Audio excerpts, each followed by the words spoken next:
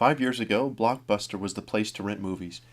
Google was just a search engine, a smartphone required a stylus, and Apple was that other company that did cool things with MP3 players. A lot has changed in 5 years, and having the knowledge of where things are and where they are heading will enable us to see how our future will look. In the near future, devices will play a bigger role and will eventually replace computers in many jobs and homes. When Ray Ozzie left Microsoft, he created a detailed blog post about his vision to that date and his expectation of the future. One quote stands out. "We're moving toward a world of cloud-based continuous services that connect us all and do our bidding, and appliance-like connected devices enabling us to interact with those cloud-based services. To understand this future, we must look at the direction in which the technology is heading. First of all, smartphones are gaining ground. Nielsen projects that smartphone sales will overtake feature phone sales next year. And the iPad hasn't even been on the scene for 3 quarters, and already the aftermath is being felt. Best Buy's CEO has said that laptop sales have been cannibalized by 50%. Asus CEO has blamed a recent downgrade in netbook shipment forecasts on the iPad. The consumer market is already shifting. How big are tablets? The iPad has been out for 7 months and has already become the most quickly adopted non-phone electronic product of all time. It's on target to sell 50 million units in its first 3 years. IDC is projecting that sales of smartphones and tablets combined will surpass PC sales in the beginning of 2012. Digging a little deeper, we see that the iPad, currently the only contender for tablets, accounts for more revenue for Apple than their entire product line did 10 years prior. But one of the major keys to platform adoption is content. Microsoft won the desktop war with Apple, partially due to Lotus 1-2-3. Additionally, at the time, software was readily available for DOS and hard to find for Apple. This content over platform choice happened with many other platform wars over the years in many different venues. So where is the content going? Digital. 2.5 years ago, Apple's iTunes overtook Walmart's brick-and-mortar stores to become the #1 music store in the world. To date, over 12 billion songs have been downloaded.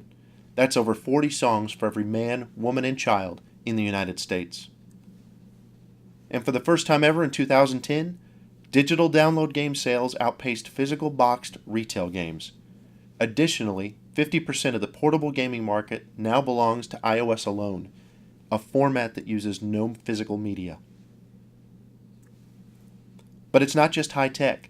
This year, Amazon CEO Jeff Bezos stated that Kindle ebook sales have outsold hardcover sales nearly 2-to-1. Additionally, he projects they will overtake paperbacks next year.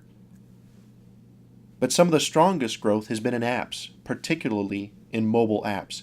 More apps are being downloaded than songs on Apple's iTunes, accounting for more than 7 billion to date in only about 2.5 years' time. More importantly, people are beginning to latch on to this new platform. Smartphones are just beginning to account for about half of phone sales, and app platforms are just gaining ground. Still, nearly 1 in every 4 U.S. adults are using mobile apps. And people are moving to digital content in movies too. This year, both Blockbuster Video and Hollywood Video filed for bankruptcy.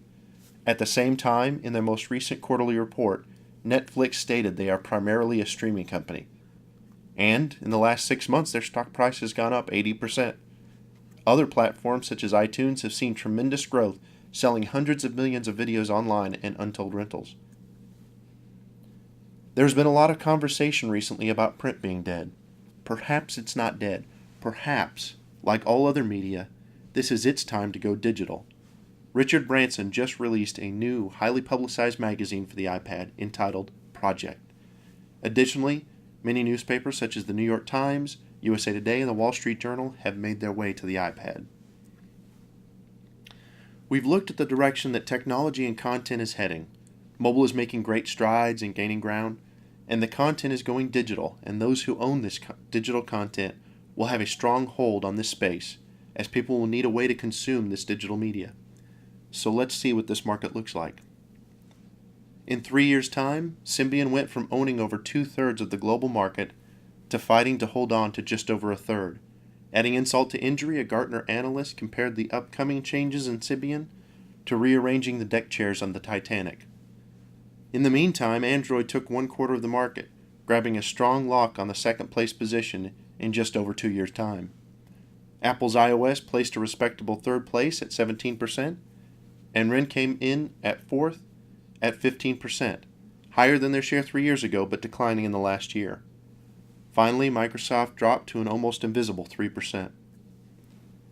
In the US market, RIM dropped a full 15% to fall just behind Apple into second place. Android again placed very well in third place at 23%. Microsoft's share dropped by nearly 1/3. In company health, Apple took top honors with a stock price over 2,000% higher than it was 10 years ago, and over 120% higher than it was 2 years ago. Apple also overtook Google and Microsoft earlier this year to become the #1 technology company in the world by market cap. In the 6 years that Google has gone public, their stock price has grown nearly 400%. RIM's stock price has grown over 200% in 10 years' time, but has decreased in the last 2 years. Other than Google's 2-year numbers, every other number on this chart shows negative growth, with Nokia showing the largest decrease with over a 70% drop in 10 years' time. Additionally, Apple has a healthy PE ratio of 20, Google has a strong ratio of 25, Microsoft's ratio is weak at 12, HP Palm is solid at 18, RIM's is soft at 11, and Nokia's is fair at 14. In customer satisfaction, the numbers show 2 companies lead the pack. In a recent customer phone satisfaction survey, Apple garnered nearly 800 out of 1,000. Motorola and HTC, sporting mostly Android devices at the time this hardware-centered survey was given, ranked very near to Apple. Another survey of smartphone and feature phone owners determined the percentage of people who were looking to buy phones of different types. Apple's iOS and Android were at the top of the list, with others trailing far behind. The most telling details for customer satisfaction come from the detail of smartphone owners. Of those who own an Android phone, a large percentage, 71%, plan to purchase another Android phone. However, more than 1 in 5 want to switch to an iPhone. Of iPhone owners, almost all wish to purchase another iPhone. And finally, of owners with RIM devices, more than half wish to switch to iPhone or Android. Lastly, a significant draw of any platform is the number of apps available. To date, Apple's iOS has over 300,000 apps, Android has over 100,000, RIM has over 10,000, WebOS has over 5,000, and Windows Phone 7 has over 3,000. So the mobile market is growing, and devices both in phones and other portable devices are set to overtake other, more traditional platforms. And with content going digital, more and more of these devices will be poised to consume this digital content, and the players that own this content are in the position to own this market. The mobile space is definitely growing. Making wise decisions about how to use this market will make for powerful and exciting possibilities in this changing technical world.